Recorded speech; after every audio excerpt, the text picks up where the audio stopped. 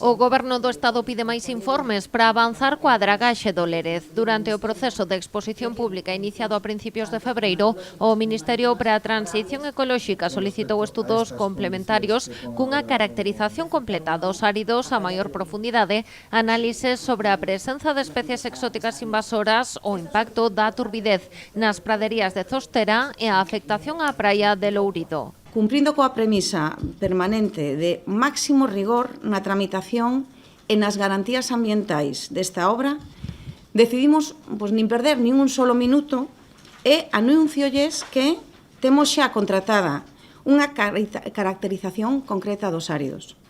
E deste xeito daremos resposta ao requerimento do Miteco e de varias das alegacións recibidas.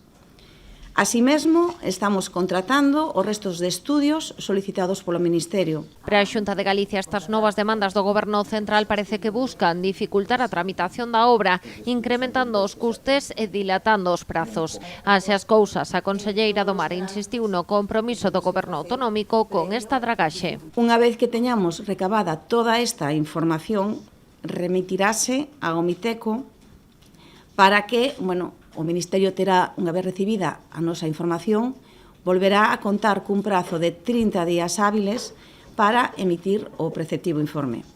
Entón, fronte aos intentos de alarmismo, a Xunta dá así proba do seu pleno compromiso con garantir a riqueza ambiental e os valores productivos da contorna que son compatibles cunha obra imprescindible para un sector marisqueiro e para o sector portuario da ría de Pontevedra.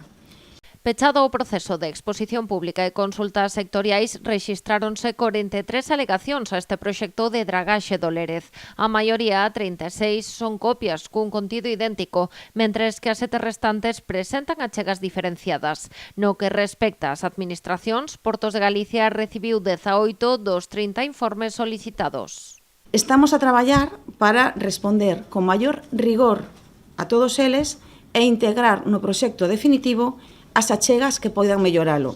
En paralelo, temos contratados xa os novos traballos que nos require o Miteco e os resultados, unha vez que os teñamos, serán remitidos ao Ministerio para que emita o preceptivo informe favorable e poder licitar as obras mantendo o noso compromiso de realizar coa execución da obra no vindeiro ano 2027.